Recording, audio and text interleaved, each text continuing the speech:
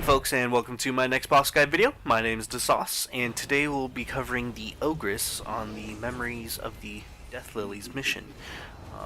This will be a more in-depth guide instead of the speed kill guides that we've been putting up. So, as per norm, we'll start off by discussing the boss's abilities, and then we'll wrap it up by talking about our recommended strategies and gear choices for said fight. And without further delay, let's go ahead and get started.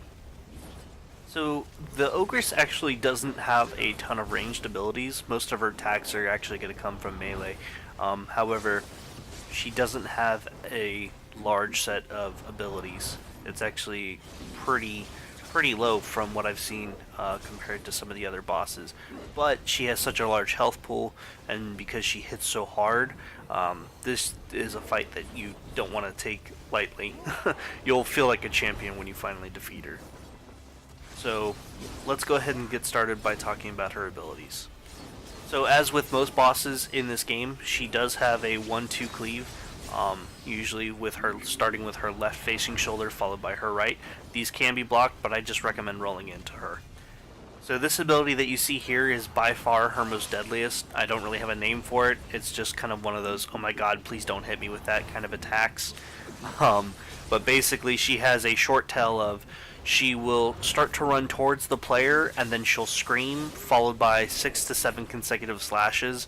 And do not block this. If you block, you're going to get staggered, and then you're going to get hit by about 3 to 4 more consecutive hits, and she'll usually kill you, like what had just happened to me. So again, I recommend either rolling into her and continuously rolling into her, or if you're at mid-range, just run away and sprint in the opposite direction, and you should be just fine.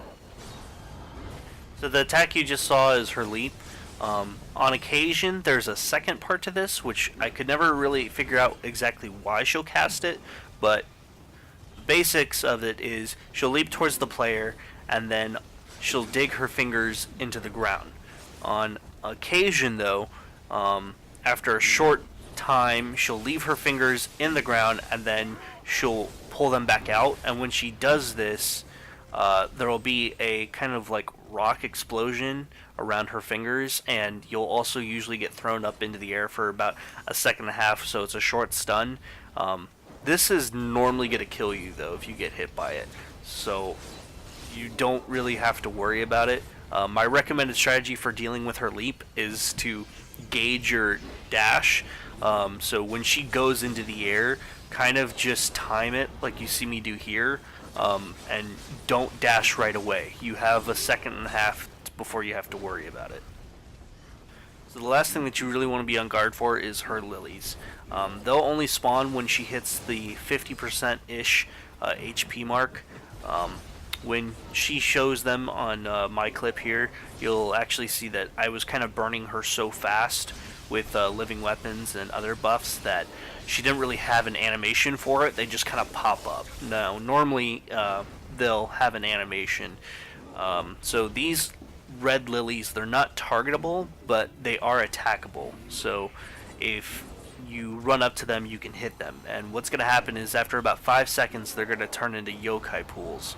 Now, you don't want to make these a huge priority, but if you're in the vicinity of a few and you can easily hit them, I do highly recommend it, as they'll fill up about half of the playing field with the yokai realm, as you can see here.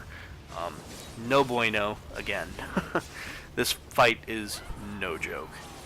So really that wraps it up for abilities, so now we'll have a quick chat about our recommended strategies and gear choices. So 10 out of 10 for this fight. I highly recommend the katana. Normally I like to use the ball and chain weapon in high stance with the quick attacks, but with this boss I found that her attacks just have such awkward timing and she's so sporadic.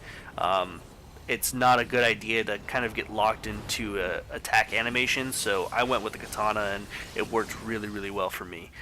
As far as buffing goes, I absolutely recommend that you use the earth buff. I'm not sure if this is a thing or not, but the earth buff deals purple damage, and her bar is purple.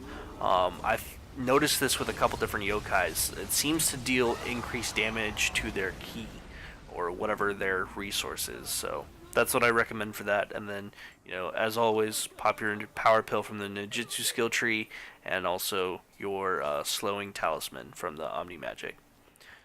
And that about wraps it up. If you folks did find this video to be useful, why not leave me a like, as it does greatly help me out. And as always, guys, thank you so much for watching. And until next time, stay saucy.